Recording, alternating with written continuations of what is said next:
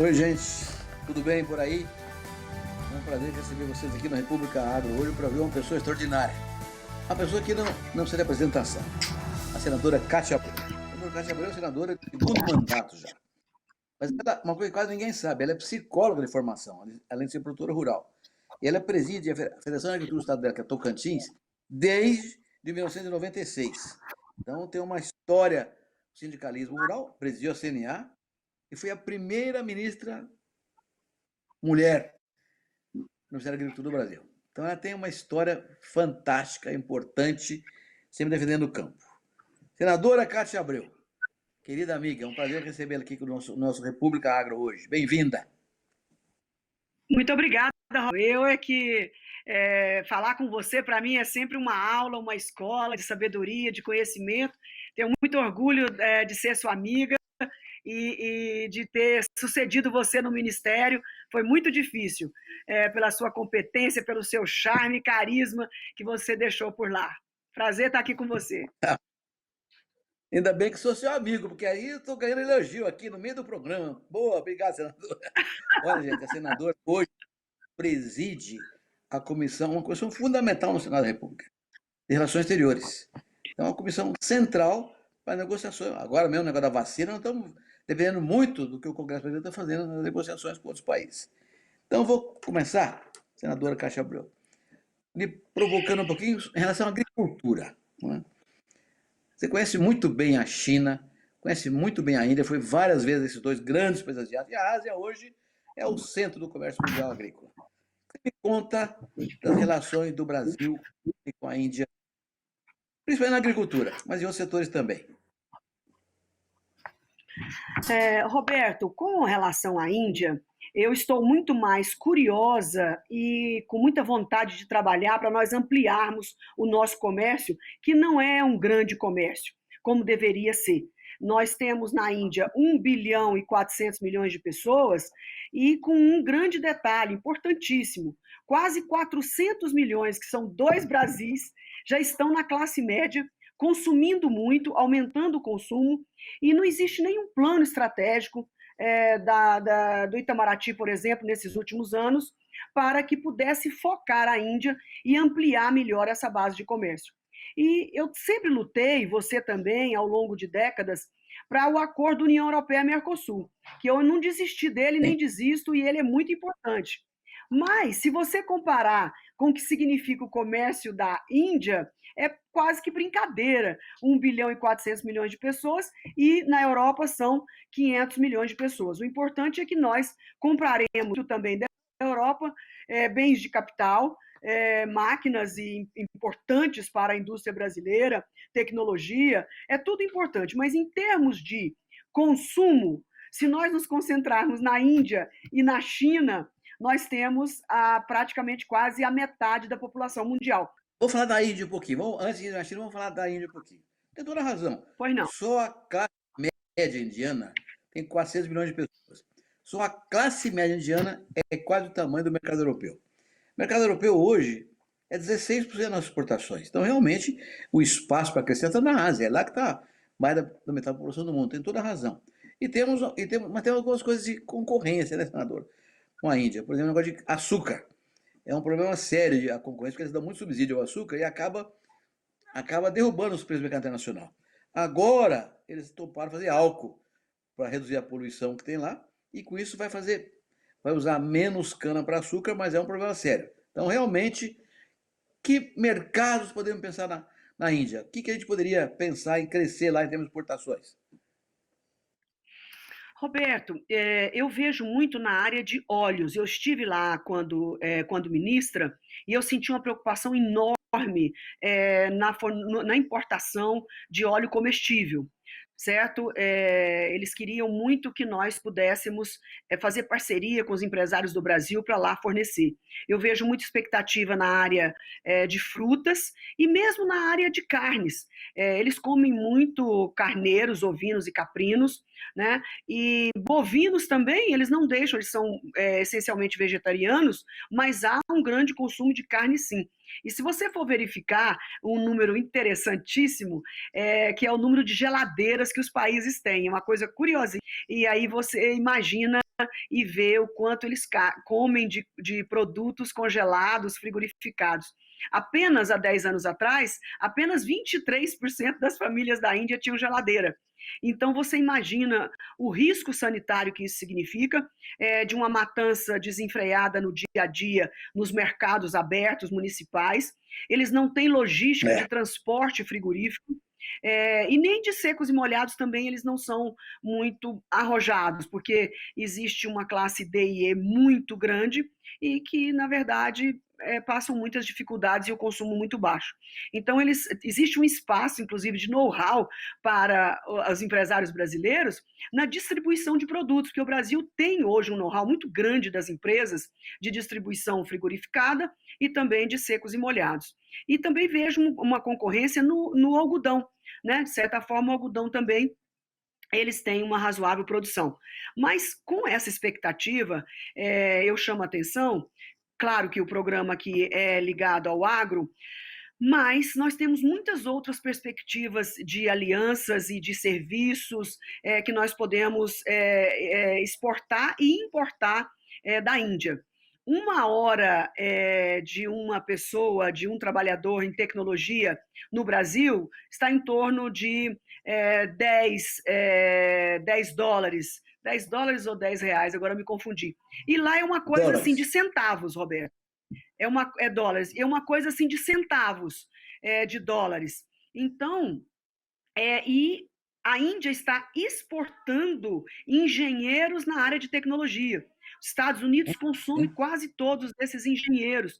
E nós precisamos desse pessoal aqui também para melhorar, não é para tirar emprego do Brasil, é para melhorar a performance e a produtividade dos trabalhadores desta área aqui no Brasil. Então, eu vejo uma grande perspectiva na área do agro. De fato, eles estão investindo em etanol, vão investir em etanol, mas acho difícil, Roberto.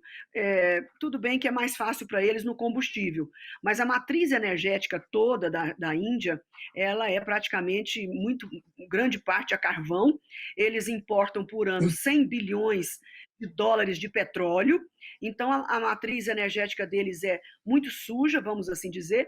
Só que essa matriz de energia, né, não energética, mas de energia, é caro para eles. Então, o etanol é uma forma mais barata deles diversificarem, diminuir, reduzir as emissões de efeito de gás estufa, né, dessas emissões, na parte de combustível, porque a matriz energética é uma coisa muito. Eu acho difícil para eles a matriz de energia, essa transformação de suja em limpa, não só para a Índia, mas para todos os países, é muito cara. A Índia hoje representa 7% das emissões globais de gases de efeito estufa.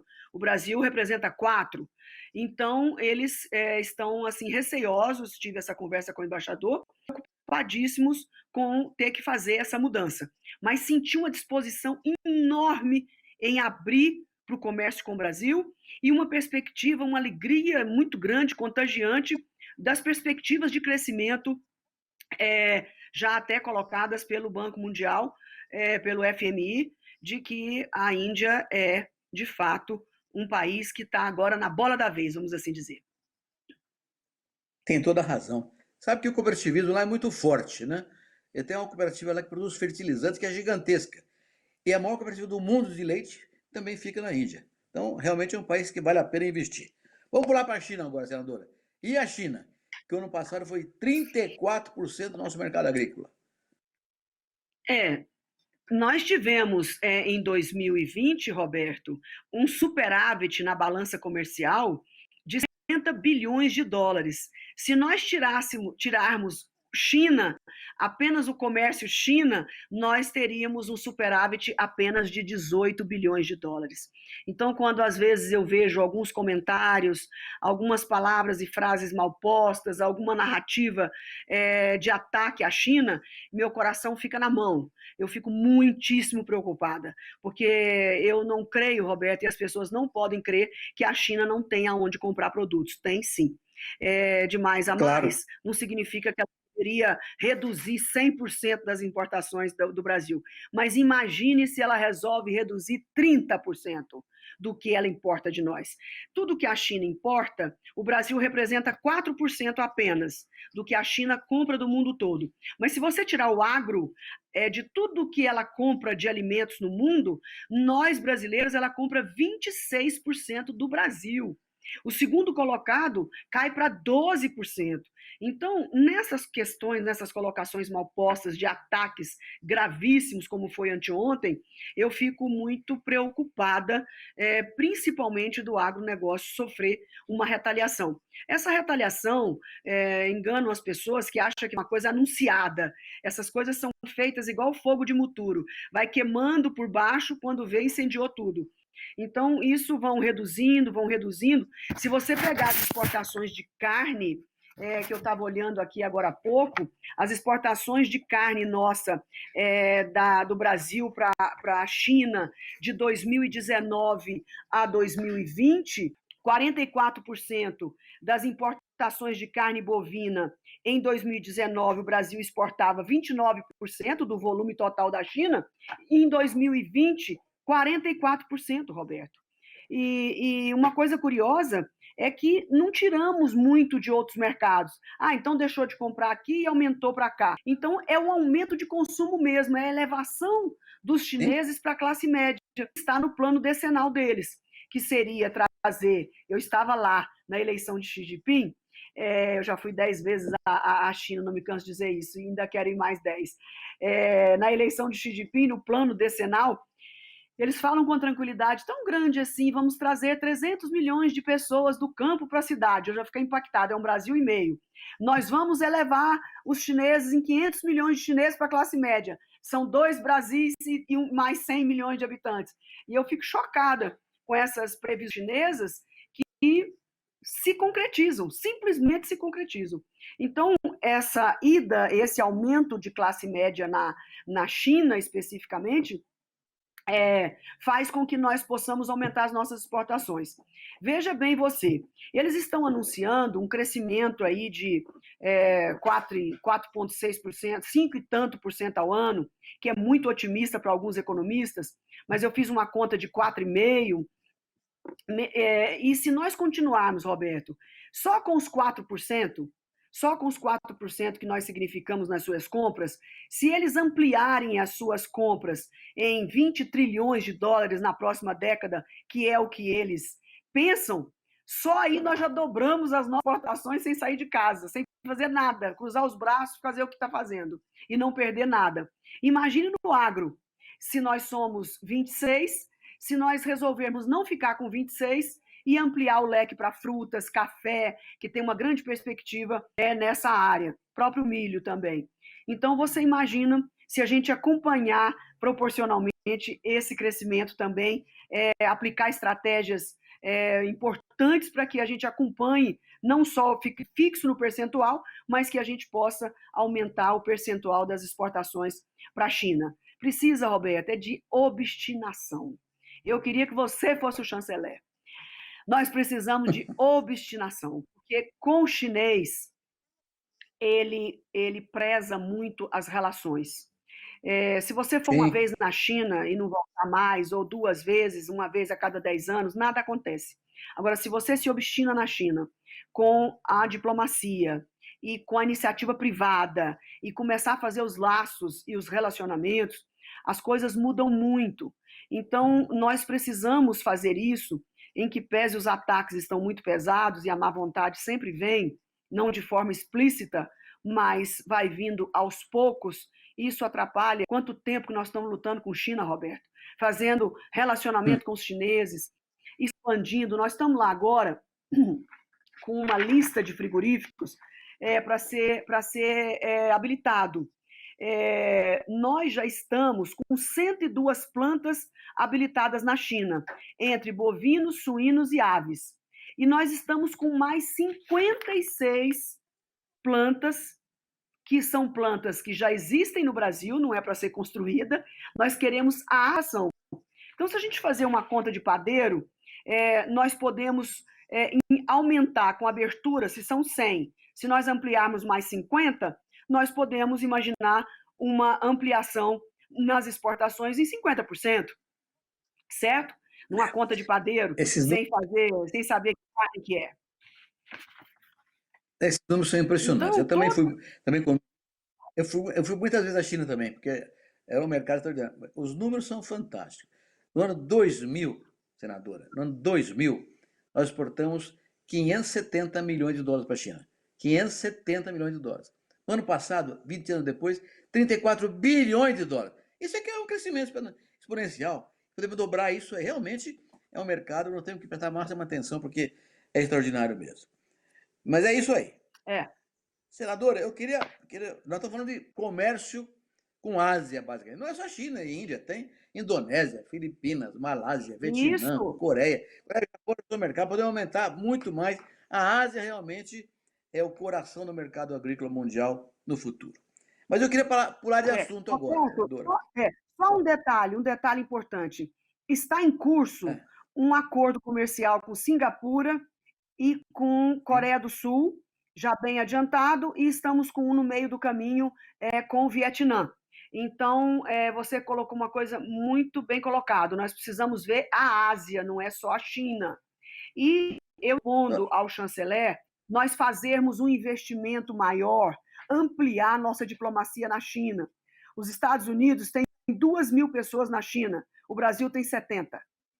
Sendo que desses 70, somente 10 na promoção comercial. Então, a nossa proposta é dobrar o número de diplomatas do nosso corpo diplomático na China, ampliar a contratação dos locais, que são muito importantes por conta da língua, e a gente sair por aquela China fora, porque as províncias, elas têm as cotas de vendas individuais que não é tratado em Pequim, que você tem que ir lá no governo daquele estado, daquela província e negociar diretamente. Então, eu estou com essa perspectiva eu sei que o dinheiro no Brasil está curto, mas nós podemos deslocar diplomatas de outros lugares para complementar com a pequena reforma na embaixada na China. Nós estamos levantando até o valor dessa ampliação, para que nós, no mesmo espaço lá, que lá é muito difícil encontrar espaço, não é igual no Brasil, que a gente aluga prédio, compra prédio, nada disso.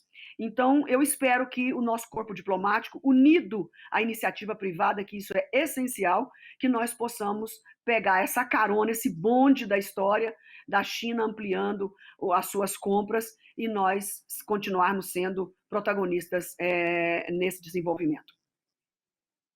Tá certinho, viu, senador? Eu estou na mesma linha. Na mesma linha. Tanto que quando eu criei os adidos agrícolas do meu tempo no Ministério, primeira embaixada que eu coloquei foi a China, foi em Pequim. Então, realmente, não podemos perder esse trem. E outra, Indonésia. Indonésia tem 300 milhões de habitantes, uma vez e meio o Brasil. Indonésia. É um país também com classe média Exatamente. crescente. Enfim, mas vamos sair da Ásia um pouquinho, senadora. Quais são os seus projetos principais na Comissão de Relações Exteriores? Claro que a sua ligação com o Itamaraty é central. E está muito claro, já conversou com o chanceler, coisa está avançando. Mas quais são os seus outros planos na comissão? Obrigada, Roberto, por perguntar, porque eu estou cheia de planos. Você me conhece há muito tempo, sabe que a minha cabeça fervilha 24 horas de vontade de trabalhar. Em primeiro lugar, eu cheguei na CRE, eu já tinha uma noção disso, mas eu tive que mudar um pouco a minha estratégia por conta da questão ambiental. A comissão é Relações Exteriores e Defesa Nacional. Então, a gente cuida das questões internacionais e também dos militares, dos 3 comandos, Ministério da Defesa, fica tudo ligado à nossa comissão. E a comissão, a CRE, ela estava assim, talvez por conta do período da pandemia, ela estava muito limitada à aprovação de embaixadores. E aquilo sempre me implicou muito. Eu acho que, a exemplo dos parlamentos no mundo, Europa, Estados Unidos, esse pessoal faz um barulho do tamanho do mundo, um barulho do bem, né? Um barulho do bem. Então, eu estou propondo ao chanceler bastante proatividade da CRE. E eu tive que mudar um pouco a estratégia, como eu estava dizendo, porque a questão ambiental está nos atrapalhando de forma muito expressiva na ampliação desses acordos. Se da parte da China, se da parte da Índia, se da de Rússia, eles não são exigentes com a questão ambiental, mas quando nós falamos em Estados Unidos e Europa, ninguém fala noutra coisa. É o centro da geopolítica hoje do mundo, uns com mais força, outros com menos força, e o Brasil não pode negar esta circunstâncias. Essa circunstância. Então, ontem na comissão, na CRE, eu roguei muito ao chanceler, e tenho feito isso tete a tete, pessoalmente, de que esse cabo de guerra, o Brasil. Cabo de guerra é aquela brincadeira da infância que a gente colocava uma corda e um grupo de crianças de um lado e um grupo de outros, misturava menino com menina para ver quem puxava. Só que de um lado desse cabo de guerra está o Brasil. E do outro lado do cabo de guerra está os Estados Unidos e a Europa. Então nós vamos cair sentado, a cada vez que nos levantarmos, eles vão nos puxar e a gente cai sentado. Isso é um fato de força, Roberto. Ninguém luta contra a força física. Então, na brincadeira de infância, o mais forte fisicamente ganha. Agora, nessa outra questão, o mais forte economicamente, o mais forte em tecnologia, o mais forte em armas, eles comandam o mundo. É claro que existe o respeito à soberania, até certo ponto, porque o que os Estados Unidos está fazendo hoje com relação à questão ambiental chega próximo a uma imposição, inclusive muito dura, Roberto, que os europeus nunca fizeram. Os europeus sempre foram um pouco mais leves nisso, não tão hard como está sendo os americanos depois de Trump, com a entrada de Biden. Ele tomou isso como uma questão de honra do seu governo, tanto a questão de direitos humanos como a questão ambiental. Clima. E está nos apertando muito. Então, esse discurso antigo, que eu já usei muito, já usei demais, Roberta, há 15 anos atrás, que nós já fizemos isso, que nós já fizemos aquilo, que nós somos a agricultura mais linda do mundo. Somos, continuaremos a ser a melhor e a maior do mundo. Mas isso não nos dá o direito de enfrentar num cabo de guerra duas potências mundiais, fazer valer o nosso. Nessa hora, Roberta, a gente tem que pegar o chapéu, se encolher, interar com a pose, certo? E fazer de conta que está fazendo o que tem que ser feito.